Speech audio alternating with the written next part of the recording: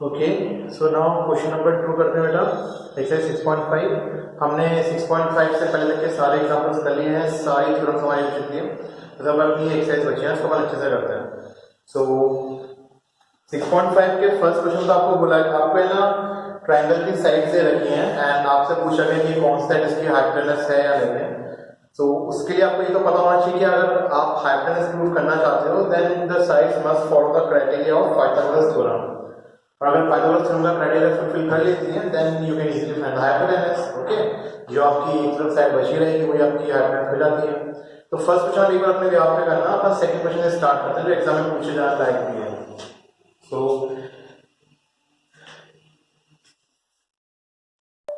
So question number 2 में आपको बोला गया है that PQR is a triangle, right angle at P and P and M is at right angle at P and M is a point on QR such that PM is perpendicular to QR.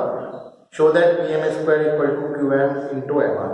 अब बेटा इसमें आपको diagram केवल नहीं है but आपको बोला गया है कि this is a right angle triangle और राइट एंगल कहाँ बना हुआ है, यहाँ पे P पे बना हुआ है। सो आप सिंपली यहाँ पे ट्रायंगल बना सकते हो।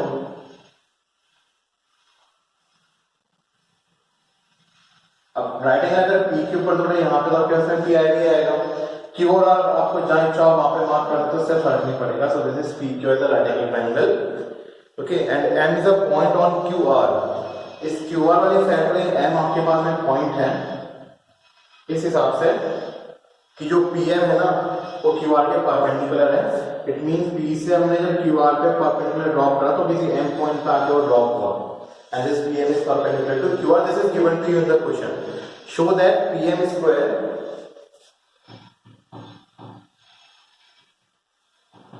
to prove PM square is equal to QM into MR.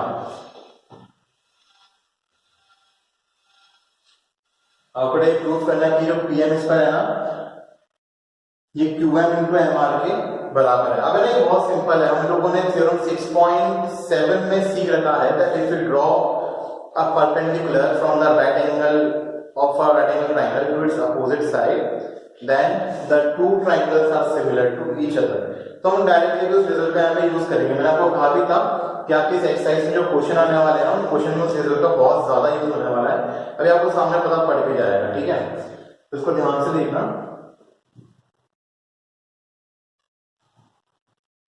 अगर हम ऐसा सीधे लिख देते हैं that if PM is perpendicular to QR, if PM is perpendicular to QR, then we can say triangle QMP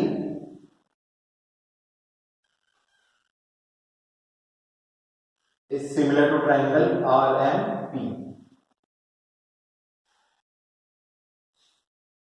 ठीक है, इसका ये मतलब हुआ कि जब आपका ट्रायंगल QMP हो आपका ट्रायंगल RMP क्या हो जाएगा, सिमिलर हो जाएगा। if two triangles are similar then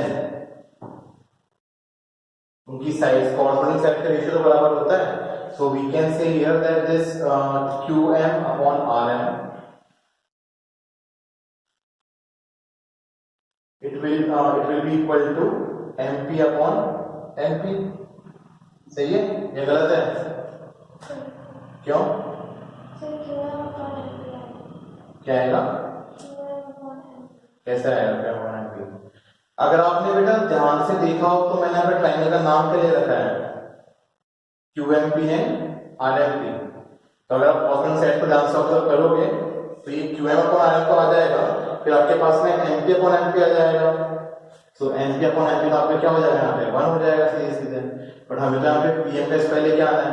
and आपने सोचा नहीं कि ना QMP ट्रायंगल को मैंने RMP के सिमिलर कैसे लिख दिया। आपको मैंने पहले ही बता रखा है कि हमको यहाँ पे ट्रायंगल के नाम बहुत ध्यान से सोचने होते हैं। सो ट्रायंगल का नाम बिना सोचे समझे आप लोगों ने एक्सेप्ट भी कर लिया। क्या लिखा है आपने ट्रायंगल के नाम, क्या लिख रहे हैं? PQR एंड तो PQR और MPQ से हमारे पास में डिजायर्ड साइड्स आ जाएंगी क्या? यहाँ पे हम जहाँ पे PM स्क्वायर चाहिए QM और RM चाहिए, कहां से लगेंगे डिजायर्ड साइड्स हैं इसके अंदर। तो यहाँ पे अपने नाम बहुत ध्यान से चूज करने होते हैं। आप यहाँ पे सीधे QMP के सामने RMP नहीं ले सकते, यहाँ पे RMP नहीं, आपके पास यहाँ पे पी एम आर नाम आएगा, जिसका ध्यान रखना है। वरना ये पीएम इस पे लेके कहां से आओगे, जरा सोचो सही एक बार, ठीक है। सो अब बेसिकली अगर आपने यहाँ पे नाम पीएमआर ले रखा है तो क्यूएम के साथ यहाँ पे क्या आएगा आपके पास में पीएम, एंड यहाँ आपके पास में कितना आ जाएगा एमपी अपॉन एम आर। अब इनको क्रॉस मल्टीप्लाई करेंगे तो क्यूएम एम आर क्यूएम से मल्टीप्लाई हो जाएगा और पीएम एमपी से। अब बेटा पीएम और एमपी एक ही चीज है, एक ही सेगमेंट है, तो इसका यहाँ पे क्या हो जाएगा स्क्वायर हो जाएगा। तो यहाँ पे आपको क्या मिलेगा basically QM into M R is equal to P M square. ये आप यहाँ पे प्रूव करना, ओके। तो इस चीज का बहुत ध्यान रखा करो कि जो नेमिंग हो रही है वो कैसे हो रही है, ठीक है। So now question number 3। अब बेटा ये भी आपका है ना सेम कंसेप्ट के ऊपर, ये जो भी आपने देखा था, तो यहाँ पे भी नाम थोड़ा ध्यान से डिसाइड करना कि हमें क्या ट्रायंगल के नेम लेने हैं, क्योंकि आप वरना सिमिलैरिटी ग्रुप में जो सिमेट्रिक कंसेप्ट है ना वो जरा आप यूज नहीं करवाओगे अच्छे से। Question number 3 is given that in the given figure आपको यहाँ पे डायग्राम गिवन है that ABD is a triangle right angle A। तो यहाँ हम इनके डायग्राम का इस्तेमाल करने वाले हैं। This is A B D and A पे आपका राइट एंगल ट्रायंगल दे रखा है।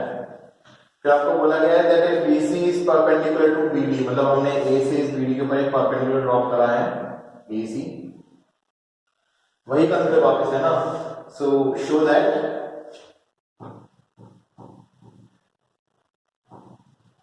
टू प्रूव, फर्स्ट हमें प्रूव करना है this AB square is equal to BC into BD। पहले अपन ये प्रूव करते हैं। दूसरा आपको प्रूव करना है AC square is equal to BC into DC।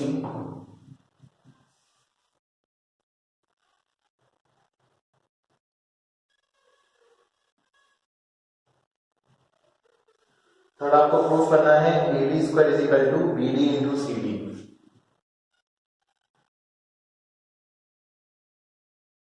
ठीक है। अब बेटा ये AB स्क्वायर जो है ये BC इंटू BD के बराबर आना चाहिए ना। अब यहाँ दिमाग लगाना, यहाँ पे जो AB है ये तो बड़े ट्रायंगल में भी आ रही है, छोटे ट्रायंगल में भी आ रही है, लेकिन जो BD साइड दिख रही है BD, यहाँ पे कंप्लीट ट्रायंगल मारते हैं, यहाँ पे आपको कंप्लीट ट्रायंगल लेना पड़ेगा, ध्यान रखना इस चीज का। कोई अलग से कंस्ट्रक्शन नहीं करना है हमें, ठीक है। सो आप सिंपली कह सकते हो if AC is perpendicular to BD, if AC is perpendicular to BD, then अब क्योंकि मुझे BC भी चाहिए और BD भी चाहिए तो मैं छोटा वाला ट्रायंगल लूंगा और बड़ा वाला ट्रायंगल लूंगा, इस चीज का ध्यान रखना। तो इस छोटे वाले ट्रायंगल में ABC में और DBA में जो आपका एंगल B है वो कैसा आ रहा है, कॉमन आ रहा है, तो यहां से हम इसको इजीली पता कर सकते हैं। तो इसका ध्यान रखना है इन ट्रायंगल, अगर आप पहले ट्रायंगल का नाम ले रहे हो DBA, आप नेमिंग ऐसे करो तो दिक्कत नहीं है, फिर दूसरे ट्रायंगल का नाम अकॉर्डिंगली करना पड़ेगा, है ना। अगर आप पहले यहां से ट्रायंगल का नाम लेते हो तो फिर आप दूसरे, अगर आप पहले चाहो तो छोटे ट्रायंगल का भी नाम लिख सकते हो, उससे कुछ फर्क नहीं पड़ता, ठीक है। तो जब अपन पहले लेते हैं ट्रायंगल ABC, या हम सीधे भी कह सकते हैं कि triangle ABC similar to triangle. अब अगर अपन ने यहाँ पे ABC लिया है, C आपका 90 डिग्री का एंगल है, तो मैं DBA लूंगा क्योंकि B एंगल कॉमन आना चाहिए, और C के कॉर्स्पॉन्डिंग कौन सा एंगल आएगा आपके पास में, एंगल A निकल जाएगा। So triangle ABC and triangle DBA, ये आपके बेटा सिमिलर ट्रायंगल्स हैं। अब अगर ये दो ट्रायंगल आपके सिमिलर हैं तो इनकी साइड्स का रेशियो बराबर होना चाहिए।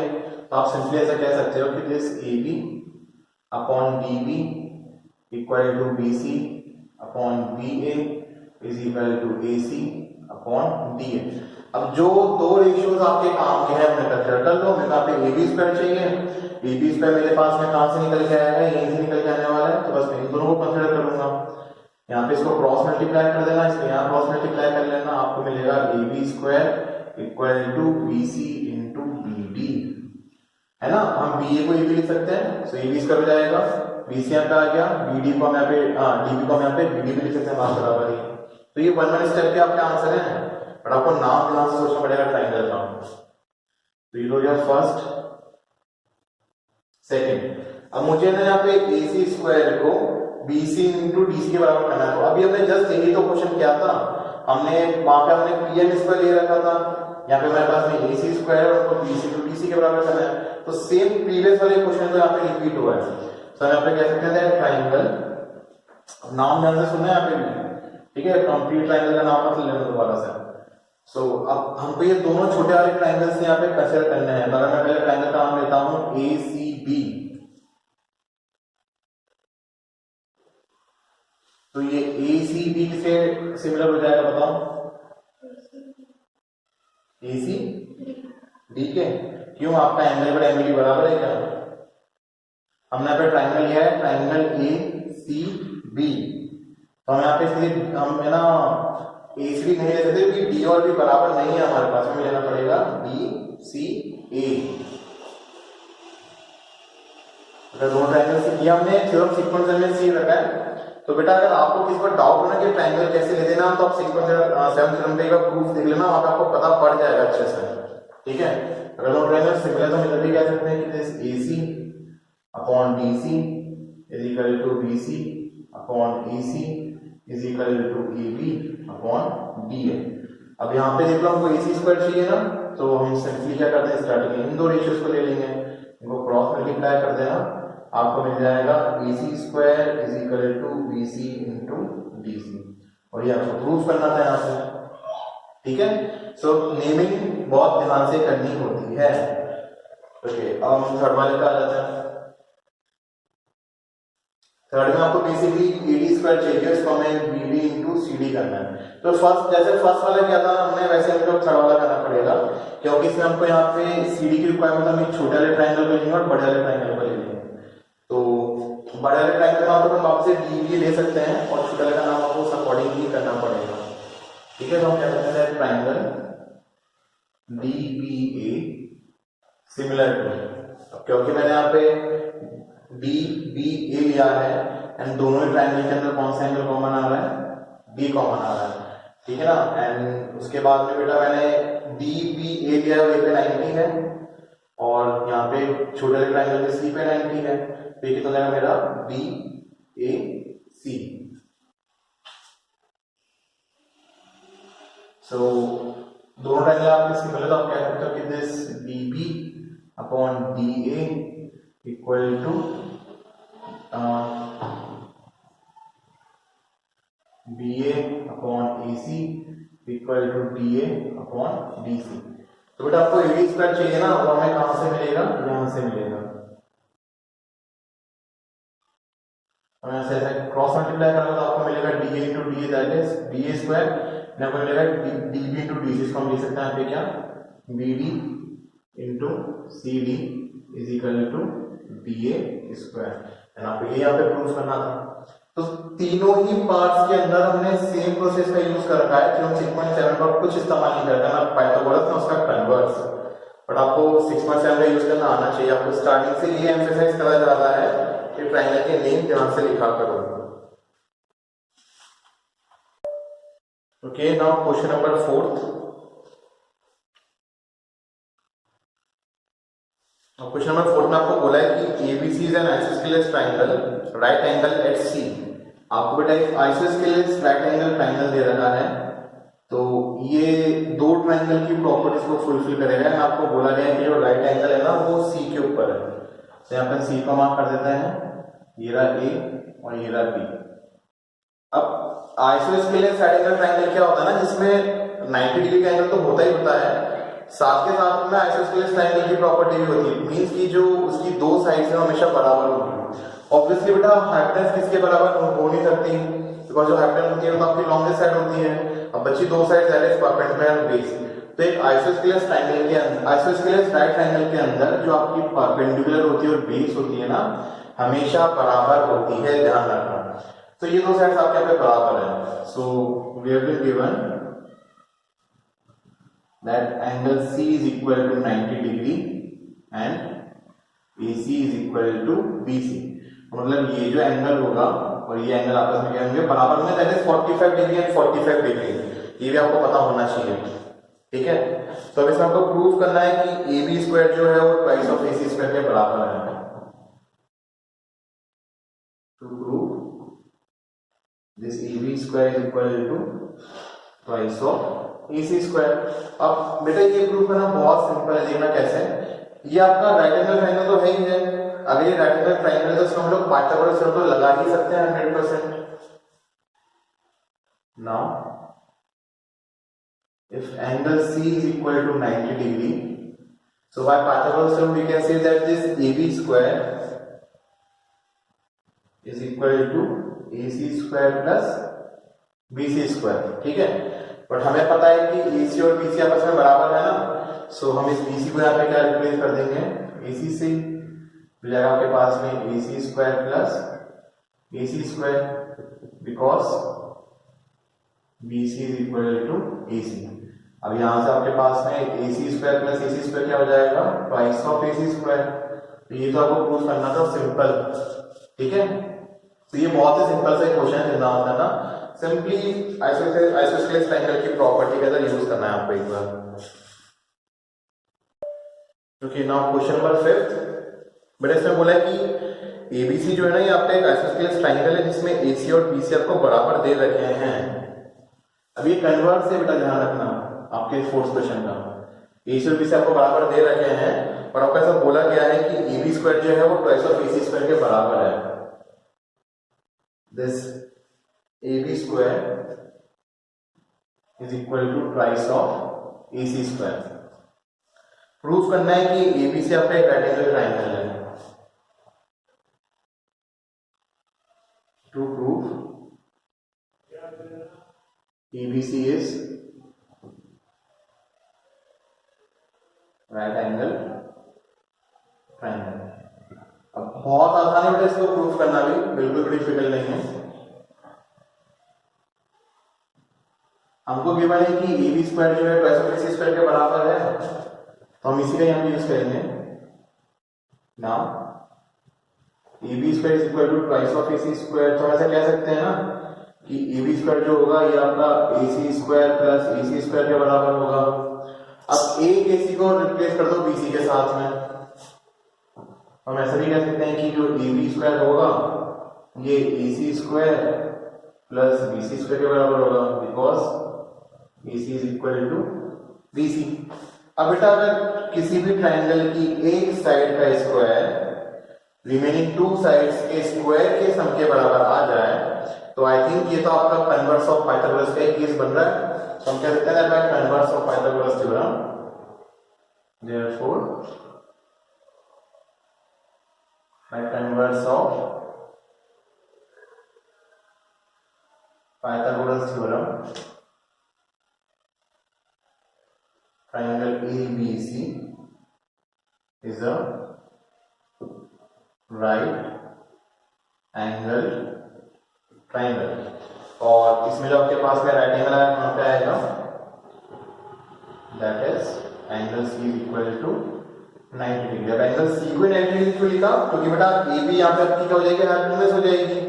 उसके सामने एक एंगल वर्टेक्स है दैट इज C, तो आपका C एंगल कितना होने वाला है, यहाँ पे 90 डिग्री होने वाला है, क्योंकि हाइपोटेनस के सामने वाला एंगल कितना होता है, 90 डिग्री का ही होता है। Okay, so now question number 6। अब क्वेश्चन नंबर 6 में आपको बोला है that ABC is an equilateral triangle of side 2A। अब बेटा यहाँ पे आपको ऑलरेडी equilateral triangle given है, इसकी साइड्स आपको बोल रखी है 2A के बराबर है। So this is A, this is B, this is C, तो ये भी 2A के बराबर हो जाएगी, ये भी 2A हो जाएगी और ये भी आपकी 2A हो जाएगी, क्यों से बराबर होते हैं इक्विलेटरल ट्रायंगल में। फिर आपको बोला कि find each of its altitude. अब बेटा यहाँ पे आपको ट्रायंगल की एल्टीट्यूड फाइंड करनी है इक्विलेटरल ट्रायंगल की। ऑल्दो हमारे पास में एक डायरेक्ट फॉर्मूला भी होता है, वो भी हम डिराइव करते हैं, वैसे हवा से तो निकल नहीं आया। मैंने एक बहुत पुरानी वीडियो बना रखी है जिसके अंदर मैंने बेसिकली इसकी पूरी डेरिवेशन सिखा रखी है, how can you find the area of an equilateral triangle, उसमें एग्जांपल के साथ बता रखा है एंड पूरी डिटेल में बता रखा है। बट आप यहाँ भी दोबारा देख लेना, क्योंकि ये तभी आपके 10th क्लास के कोर्स की है, वो बेसिकली 9th क्लास में जब एडवांस फॉर्मूला पढ़ाया जाता है ना तब यूज आता है, तो वहां पे सिखाया था। अब इसको ध्यान से सीखना। अब आप लोग को इसकी हाइट निकालनी है। अब इक्विलेटरल ट्रायंगल की सबसे अच्छी बात ये होती है कि इसकी बेटा सारी हाइट एक जैसी होती है। ये आपका एक है ना सिमेट्रिक पॉलीगन होता है, ठीक है, जो इसके तीनों एंगल तीनों साइड बराबर होती है, तो आप कोई भी एक साइड निकाल लो। यहाँ पे सिंपल सा क्या काम करते हैं, draw AD perpendicular to BC.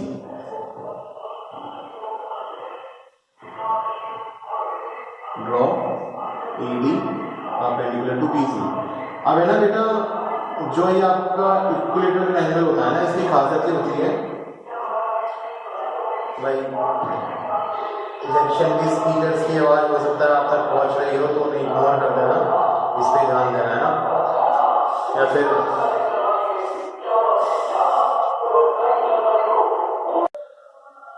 Okay times up. अब बेसिकली हमको बेटा इसमें सिंपल सा कंसीडर करना है that draw AD perpendicular to BC. अभी क्यों करा मैं आपको बताता हूँ, क्योंकि ना इक्विलेटरल ट्रायंगल की खासियत होती है बेटा, उसके अंदर आपकी मीडियन या हाइट या एंगल बाइसेक्टर सब एक ही लाइन होती है, because it is a symmetric polygon. इस वजह से इसकी स्पेशलिटी होती है कि ये एडी जो है ना, ये मीडियन भी होगी, एंगल बाइसेक्टर भी होगी, परपेंडिकुलर भी यही होने वाली है। So if this is a median also, a perpendicular also, then we can say it divides the opposite side into two equal part or it bisects the opposite sides. तो इसका मतलब हम इधर को कह सकते हैं ना,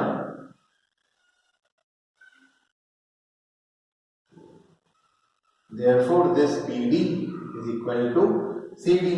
अगर टोटल लेंथ A है तो ये हाफ लेंथ कितनी जाएगी इसकी, सॉरी टोटल लेंथ अगर 2A है तो हाफ लेंथ जाएगी A और ये वाली लेंथ कितनी जाएगी A। अब आपको बेसिकली बेटा ये AD यहाँ पे फाइंड करनी है ना। Now you can clearly see that this ABC is a right angle triangle. Now triangle ABC is right angle. तो अगर ये राइट एंगल ट्रायंगल है then we can easily apply the Pythagoras theorem. So we can say this AC square is equal to AD square plus CD square। अब बेटा ये AC square कितना जाएगा आपके पास में, 2A का स्क्वायर, 2A का होल स्क्वायर, और AD स्क्वायर, AD तो पूरा इधर फाइंड करना है, तो दैट इज आएगा AD square and this CD square will be equal to A square. ठीक है, तो ये आपके पास में आएगा 4A square is equal to AD square plus A square. इस स्क्वायर को ट्रांसपोज करना लेफ्ट साइड में, तो 4A square minus A square equal to AD square. इसका मतलब यहाँ से आपके पास में AD स्क्वायर आएगा, ये 3A स्क्वायर के बराबर आएगा। अब आपको बेसिकली यहाँ पे AD फाइंड करना था, तो AD स्क्वायर है तो स्क्वायर रूट ले लेना, तो रूट 3 का रूट 3 बन जाएगा और ये आपका बाहर आ जाएगा। तो this will be the height of equilateral triangle. ठीक है, किस केस में, जब आपको साइड्स 2A दे रखी हो। अमूमन बेटा जब हम लोगों ने हेरोन फॉर्मूला में इसको पढ़ा होता है 9th क्लास में, जो मैंने वीडियो बना रखा है, तो हम क्या करते हैं इसमें जनरली A लेके चलते हैं। तो वहां पे हाइट निकल जाती है √3/2 इनटू साइड। यहाँ पे आपने ऑलरेडी 2A ले रखी है, तो ये निकल के आएगी √3 इनटू A। इस क्वेश्चन के लिए है ना, इस पे ध्यान रखना। तो ये है तो बड़ा सिंपल सा क्वेश्चन, आपने पढ़ रखा है 9th क्लास के अंदर भी।